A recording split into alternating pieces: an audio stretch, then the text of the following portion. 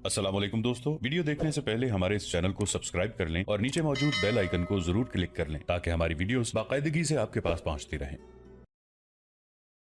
मगर फातिमा चली गई तो बलाजरी के सामने अपना फर्ज आ गया। वो जासूसी के लिए आया था और अब तक उसका बहरूप कामयाब था। राजमहल की फौजी नौयत की सरगर्मियों पर उसकी नजर थी। वो सुल्तान सफुक्तगीन तक कई इत्तलाएं और मालूमात पहुंचा चुका था। उसने जज्बाती लिहाज से अपने आप को पत्थर बना रखा था, मगर ऋषि और फातिमा ने उसे ऐसा धोखा दिया कि वो जज्बात के सैलाब में गौते खाने लगा। फर्ज उसके हाथ से छूटता नजर आने लगा। तन्हाई में उसने आप को संभालने की बहुत कोशिश की और वो संभल गया, मगर उसे ये खतरा भी नजर आने लगा कि ये दो लड़कियां आज रात की तरह उसके पास आती रहीं तो वो फर्ज के रास्ते से हट जाएगा। उसने इसका इलाज ये सोचा कि वो यहाँ से नकल मकानी कर जाएगा और इन लड़कियों को पता नहीं चलने देगा कि वो शहर के कौन से कोने खुदरे में रहता है। उसे ये तवक्को थी कि वो किसी भी रोज लाहौर से गजनी चला जाएगा। वो आखिर इंसान था, पत्थर नहीं था। इंसानी फितरत की इस सबसे बड़ी कमजोरी जिसे औरत कहते हैं पर काबू पाना उसके लिए मुमकिन नहीं था। वो चक्की के दो पत्थरों में आ गया था। अगली शाम गहरी हुई तो ऋषि आ गई।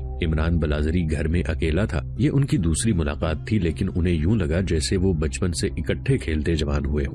कल तुमने कहा था कि मेरी लाश को भी जलने नहीं दोगे, ऋषि ने कहा। तुमने ऐसे क्यों कहा था? तुम यहाँ अपने भाई को देखने आई थी। बलाजरी ने ऋषि के सवाल का जवाब देने की बजाय पूछा, आज क्यों आई हो? तुम्हें देखने। क्यों?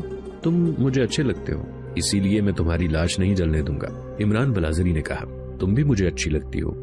मैंने कल तुम्हें बताया नहीं था, ऋषि ने कहा। मेरी शादी भी एक फौजी के साथ होगी जो गजनी पर हमले के लिए जाएगा, बलाजरी ने कहा। और तुम्हारी जिंदगी अपनी बहन की तरह जल्दी चिता पर खत्म हो जाएगी। ये लोग औरत को इंसान क्यों नहीं समझते? ऋषि ने रंजीदा लहजे में पूछा। इंसानी कुर्बानी लड़की की क्यों दी जाती है? किसी मर्द को कुर्बान क्यों नहीं किया जाता? तुम्हारे मजहब में तुम्हारे सवालों का कोई जवाब नहीं, इमरान बलाजरी ने कहा। मेरे मजहब में इंसानी कुर्बानी का रिवाज नहीं। मैं जिंदा नहीं जलना चाहती, ऋषि ने खौफजदा लहजे में कहा। मेरे लिए भागने का कोई रास्ता नहीं, कोई पनाह नहीं। यहाँ से बात चली तो इतनी दूर पहुँच गई जहाँ इमरान और ऋषि एक हो गए। उनकी मोहब्बत रूहों तक उतर गई। उन्हें ये भी एहसास न रहा कि रात कितनी गुजर गई है। वो अपने मजहब भी भूल गए। इमरान बलाजरी को अपने फर्ज का भी एहसास न रहा। ऋषि को यकीन हो गया कि इमरान उसे पनाह में ले लेगा। वो जाने के लिए यूं उठी जैसे जाना न चाहती हो। उसे जाना था और वो चली गई।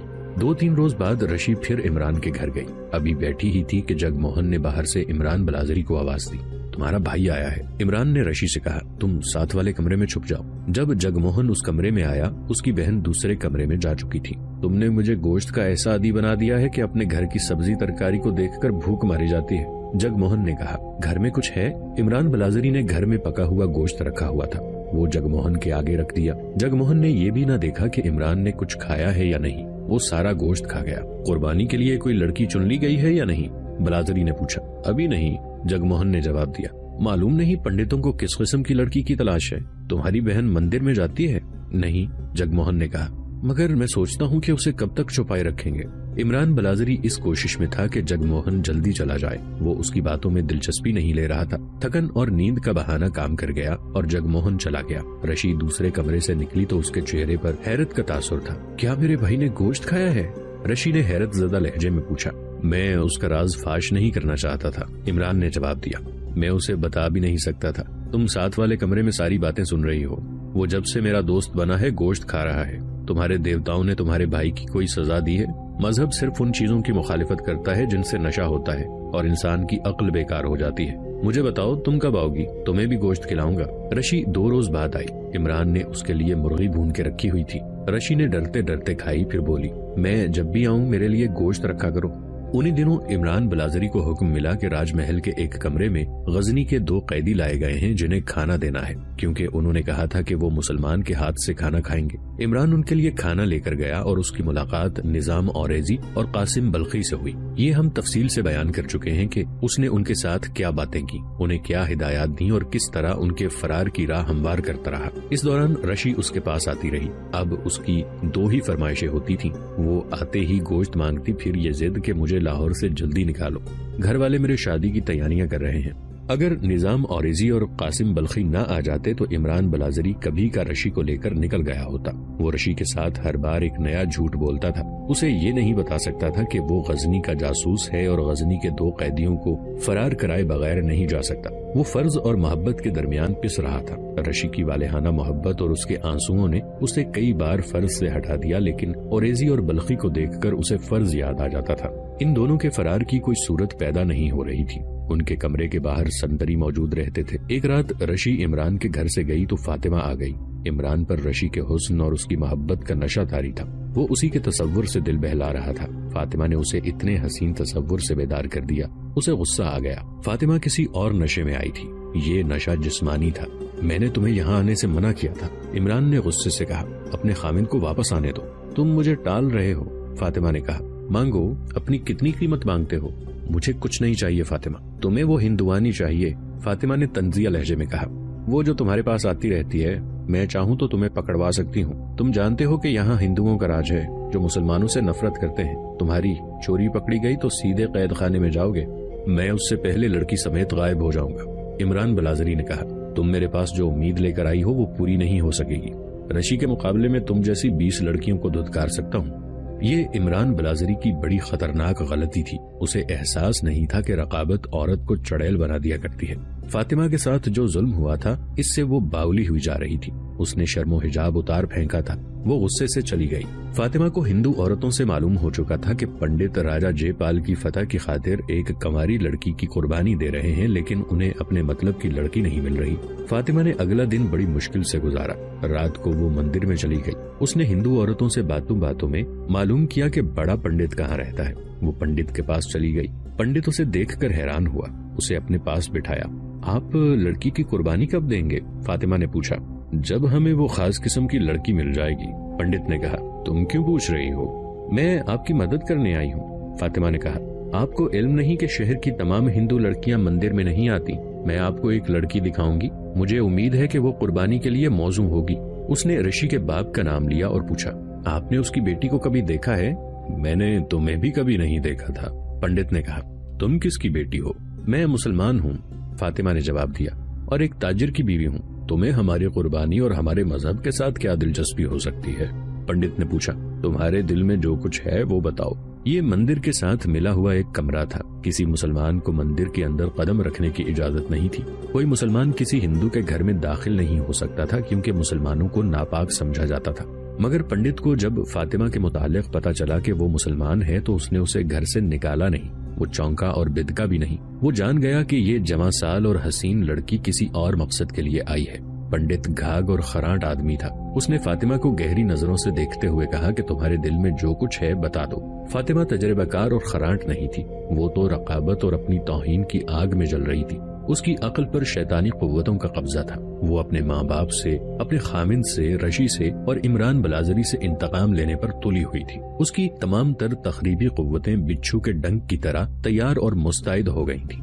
उसने पंडित के सवाल के जवाब में अपने कपड़ों के अंदर से एक पोटली निकाली और पंडित के आगे रखकर खोल दी। इसमें सोने के चंद एक सिक्के थे। उसने पंडित की आंखों में आंखें डाल दी। मैंने जिस लड़की का नाम लिया है उसकी आप इंसानी कुर्बानी दे दें, फातिमा ने राजदारी के लहजे में कहा।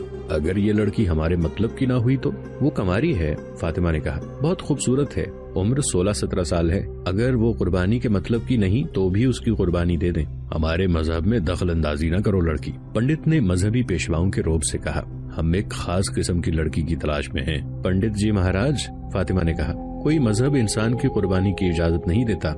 ये रस्म मजहब के उन ठेकेदारों ने शुरू की है जो अपने महाराजा को खुश करके इनाम इकराम लेना चाहते हैं और जो लोगों पर यह साबित करना चाहते हैं कि वो खुदाओं और देवताओं के खास दरबारी हैं और वो जिस किसी की भी जान लेना चाहेंगे ले सकते हैं। आप लोग अपने आप को आम इंसानों से बहुत ऊंचा रखते हैं। मेरे मजहब की तौहीन न करो लड़की, पंडित ने दबे दबे गुस्से से कहा। तुम नहीं जानती कि इसकी सजा क्या है।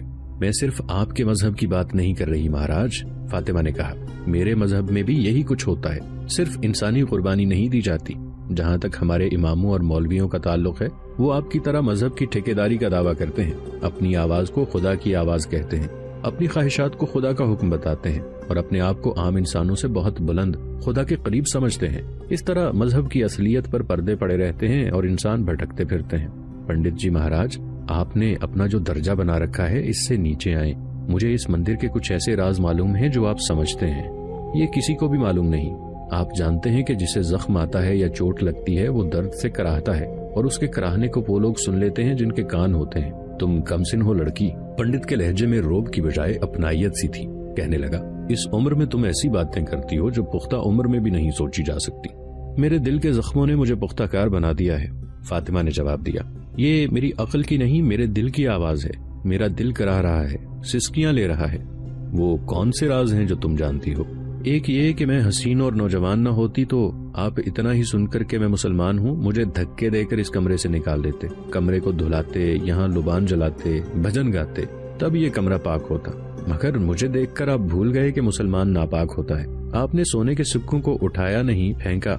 आपकी जबान में और आपके अल्फाज में पंडित मौजूद है, मगर जिन आंखों से आप मुझे और सोने के इन सिक्कों को देख रहे हैं उनसे पंडित गायब हो चुका है। आपकी आंखों में मुझे अपना खामिन दिखाई दे रहा है। उसने मेरे बाप के साथ मेरे हुस्न और मेरी जवानी का सौदा किया था। मैं बिकी हुई चीज हूँ। मैं अब सौदा करने से नहीं डरती। अपने दिल की मुराद की खातिर मैं सौदा करने आई हूँ। तुम राज की बात कह रही थी। दिल पर हाथ रखें और सुने, फातिमा ने कहा। आपको इंसानी कुर्बानी के लिए खास किस्म की लड़की सिर्फ इसलिए नहीं मिल रही कि आपने दौलत वालों की बेटियों पर हाथ रखा, लेकिन जरा जवाहिरात लेकर आपने उनसे हाथ खींच लिया। मेरा खामिद बहुत बड़ा ताजिर है, वो नाम का मुसलमान है। वो अपने मजहब का सिर्फ एक उसूल जानता है कि एक मुसलमान बैक वक्त 4 बीवियां रख सकता है। उसका उठना बैठना, उसका दोस्ताना हिंदुओं के साथ है। उसे बहुत सी बातें मालूम है। मैं अपने ईमान को एक तरफ रखती हूँ, आप अपने धर्म को इस दरवाजे से बाहर रख दें। सोने के ये टुकड़े गिन लें और सौदा करें। कुछ और चाहिए तो बता दें। पंडित के होंठों पर ऐसी मुस्कुराहट आ गई जैसे भेड़िए ने कमजोर सा शिकार देख लिया हो। ये खंदा दंदानुमा था। वो फर्श पर बैठा था। फातिमा उसके सामने 2 हाथ दूर बैठी थी। पंडित का हाथ फातिमा की तरफ बढ़ा और उसके हाथ को दबोच लिया। पंडित के दूसरे हाथ ने सोने के सिक्कों वाली पोटली अपनी तरफ सरका ली। उसने ये पोटली घुटने के नीचे कर ली। फातिमा ने अपना हाथ पंडित के हाथ पर रख दिया। मैं कैसे यकीन कर सकती हूँ कि मेरा काम हो जाएगा और मेरे साथ धोखा नहीं होगा? तुम उस लड़की को अपने रास्ते से हटाना चाहती हो ना? पंडित ने ऐसे लहजे में कहा जो गुनाह के तस्वुर से शराबी के कदमों की तरह डगमगा रहा था। अगर उसके माँ बाप ने आपकी मुट्ठी गर्म कर दी तो क्या होगा? वही होगा जो तुम चाहती हो। कमरे का दरवाजा खुला था। पंडित ने एक टांग लंबी करके एक किवाड़ बंद कर दिया। फातिमा ने हाथ लंबा करके दूसरा किवाड़ बंद कर दिया। रात खामोश थी। मंदिर में रखा हुआ अंदर का बुत खामोश था। पंडित के कमरे में रखी हुई मूर्तियां खामोश थी। किशन मुरारी की मुरली खामोश थी। मंदिर का शंख खामोश और घंटियां खामोश थी। ऋषि अपने घर और इमरान बलाजरी अपने घर गहरी नींद सोए हुए थे। वो एक दूसरे को ख्वाब में देख रहे होंगे। मंदिर में उनके ख्वाबों का सौदा हो चुका था। अगले दिन का सूरज अभी अभी तुलू हुआ था। इमरान बलाजरी कुछ देर पहले घर से अपने काम को जाने के लिए निकला था। वो फातिमा के खाविंद की महल जैसी हवेली के सामने से गुजरा तो चिलमन की ओर से उसे फातिमा की सरगोशी से जरा ही बुलंद आवाज सुनाई दी, इमरान। वो रुक गया। चिलमन से झांकता हुआ फातिमा का चेहरा नजर आया। इस चेहरे में उसे कोई तब्दीली नजर न आई। अपना वादा याद रखना, फातिमा ने कहा। इमरान बलाजरी का खून खौलने लगा। वो कुछ भी न बोला और चल पड़ा। राजमहल के इहाते में जाकर वो उसी कमरे में गया जहां गजनी के 2 कैदी निजाम औरेजी और कासिम बल्खी को रखा गया था। जैसा कि पहले बताया जा चुका है, उनके हाथ पांव खुले हुए थे। कमरा खुला था। कमरे के बाहर और अगब में 2-4 संतरी मौजूद रहते थे। क्योंकि राजा जयपाल उनसे राज की बातें मालूम करने की कोशिश कर रहा था, इसलिए उन्हें कैदियों की तरह जंजीरों में जकड़कर कैद खाने में नहीं रखा गया था। उनकी खातिर तवाज़ो का ऐसा इंतजाम था जैसे शाही मेहमानों का होता है। उनके मुतालबे पर कि उनके खाने पीने का इंतजाम कोई मुसलमान करे, ये इंतजाम इमरान बलाजरी के हाथ में था। इमरान बलाजरी उनके फरार का बंदोबस्त भी कर रहा था। दुश्वारी सिर्फ ये थी कि वहाँ संतरी मौजूद रहते थे। इमरान गजनी के उन दोनों कैदियों से कहता रहता था कि वो राजा को झूठ मूठ राज की बातें बताकर उसका इतना एतमाद हासिल कर लें कि वो उनके कमरे के पहरे से संतरियों को हटा दे। निजाम औरेजी और कासिम बल्खी ने सोच लिया था कि वो राजा जयपाल को क्या बताएंगे। उन्होंने ये भी तय कर लिया था कि वो राजा को पेशकश करेंगे कि दोनों उसी की फौज में रहेंगे और पूरी महारत और वफादारी से उसकी फौज को गजनी की फौजी क़यादत की जंगी चालों के मुताबिक ट्रेनिंग देंगे। इस तरह फरार की सूरत पैदा हो सकती थी, मगर राजा जयपाल लाहौर से गायब हो गया था। वो अपनी शिकस्त को फतह में बदलने के लिए दीवाना हुआ जा रहा था। वो नई फौज तैयार कर रहा था और पड़ोसी रियासतों से भी फौज इकट्ठी करता फिर रहा था। उसे गजनी पर हमला करना था। उस रोज इमरान बलाजरी गजनी के दोनों कैदियों के कमरे में गया तो भी उसने दोनों पर जोर दिया कि वो राजा को गुमराह करें और उसके मंजूर नजर बन जाएं। वो जिस वक्त उनके साथ बातें कर रहा था उस वक्त उसकी मोहब्बत पर मौत झपट रही थी। रात फातिमा ने पूरा इंतजाम कर दिया था। रशी अपने घर में थी। घर में तमाम अफराद मौजूद थे। उन्हें शंख और घंटियों की आवाज सुनाई दी। गली में भागते दौड़ते कदमों की धमक धमक भी सुनाई दी। बच्चों का शोर-गुल भी सुनाई दिया। रशी भी बच्ची ही थी। वो भी तमाशा देखने बाहर को दौड़ी। गली में एक जुलूस आ रहा था जिसके आगे आगे बड़े मंदिर का बड़ा पंडित था। उसके हाथ में छोटी सी एक घंटी थी जो वो बजाता आ रहा था। उसके पीछे 4-5 पंडित और उनके बालके थे। वो शंख और घंटियां बजाते आ रहे थे। उनके पीछे एक खुशनुमा पालकी थी जो 4 आदमियों ने उठा रखी थी। पंडित भजन गाते आ रहे थे। उनके जुलूस के पीछे तमाशाइयों का जुलूस था। रशी अपने दरवाजे में खड़ी देख रही थी। बड़ा पंडित उसके करीब आ रुका और उसका नाम पूछा। तब रशी पर घबराहट तारी हुई और उसे याद आया कि उसके बाप और उसके भाई ने उसे पंडितों की नजरों से बचा कर रखा हुआ था। उसने अपना नाम न बताया। इसका नाम रशी है। जाने ये किसकी आवाज थी। रशी की माँ, उसका बाप और भाई भी बाहर आ गए थे। रशी पीछे हटने लगी। पंडित के चेहरे पर हैरत और मुसर्रत का तासुर था। रशी उसके तस्वुरों से ज्यादा खूबसूरत थी। इंदिरा देवी ने इसी को मांगा है, पंडित ने कहा। नहीं महाराज। रशी की माँ चिल्लाती हुई आगे आई और पंडित और अपनी बेटी के दरमियान खड़ी होकर बोली, ये वो लड़की नहीं है जिसे आप ढूंढ रहे हैं। रशी अपने दरवाजे की तरफ पीछे हटने लगी। एक पंडित ने आगे बढ़कर उसका बाजू पकड़ लिया। बड़े पंडित ने पालकी आगे लाने को कहा। पालकी आगे लाकर रख दी गई। ये हुक्म देवी का भी है, राजा का भी, बड़े पंडित ने कहा। इंदिरा देवी ने जिस कुमारी कन्या को मांगा है वो घर में रही। उस घर पर तमाम देवी देवताओं का कहर नाजिल होगा। उसे जिस माँ ने जन्म दिया है वो माँ कोड़ी होकर आबादियों से धुतकारी जाएगी। ये बेटी तुम्हारी नहीं, ये देवी की अमानत है।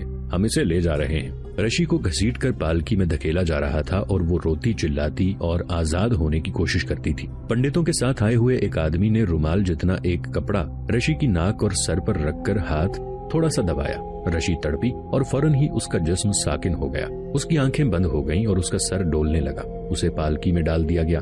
फिर जिस तरह ये जुलूस शंख और घंटियां बजाता आया था उसी तरह वापस चला गया। महल्ले के लोग रशी के माँ बाप को मुबारकबाद देने लगे कि देवी ने उसकी बेटी की कुर्बानी कबूल की है। मजहब के कट्टर पैरोकार रशी के माँ बाप को रश्क की निगाहों से देख रहे थे, मगर जिनकी इतनी प्यारी बेटी को पंडित ज़िबह करने के लिए ले गए थे उनके दिलों का हाल कोई नहीं देख रहा था। उनके कानों में अभी उस बेटी की चीखें गूंज रही थीं जिसे चंद ही दिन पहले उसके खामिद के साथ जिंदा जला दिया गया था। शाम के बाद इमरान बलाजरी के घर आया तो थोड़ी ही देर बाद जगमोहन आ गया। वो ज़ारो कतार रो रहा था। उसने बताया कि रशी को पंडित ले गए हैं। बलाजरी को तो जैसे सकता हो गया। जगमोहन ने बताया कि पंडितों को किसी ने बताया होगा कि रशी मंदिर में नहीं जाती और यही लड़की कुर्बानी के लिए मौजू है। तुम मालूम कर सकते हो कि उसे कहाँ रखेंगे? इमरान बलाजरी ने पूछा।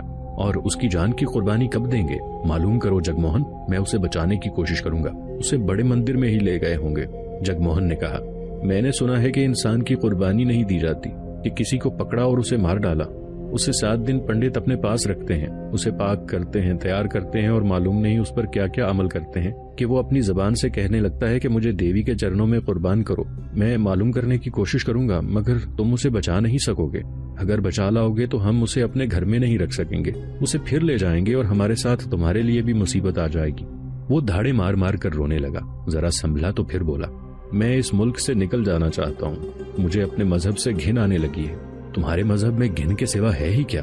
इमरान बलाजरी ने कहा, अपनी मजहबी किताबें पढ़कर देख लो। भगवत गीता, रामायण और महाभारत पढ़ो। ये खबीस और बर्बरियत से भरी पड़ी हैं। इनमें अहद शिकनी और धोखाधही को जायज करार दिया गया है। देवियां और देवता जिनसे इख्तलात करते दिखाए गए हैं। इन किताबों में एक से एक शर्मनाक बात लिखी है। औरतों और बच्चों के कत्ल को जायज करार दिया गया है। अगर तुम्हारी बहन को फौरन कत्ल कर दें तो ज्यादा अच्छा है। मैं जानता हूँ वो जब तक जिंदा रहेगी पंडित उसके साथ क्या सलूक करेंगे। जगमोहन की आंखें ठहर गईं। उसका चेहरा लाल होता चला गया। तुम अपने पत्थर के खुदाओं से डरते हो, इमरान बलाजरी ने कहा। तुम उनका सामना करने से घबराते हो। मैं मुसलमान हूँ, मुझे उनका कोई डर नहीं। मैं तुम्हारी देवी और देवताओं से तुम्हारी बहन छीन लाऊंगा। अगर मैं कामयाब हो गया तो तुम्हारी बहन भी और तुम भी मेरे साथ चलोगे। कहाँ? ये उस वक्त बताऊंगा, इमरान बलाजरी ने कहा। लेकिन तुम दोनों को मेरा मजहब कबूल करना पड़ेगा।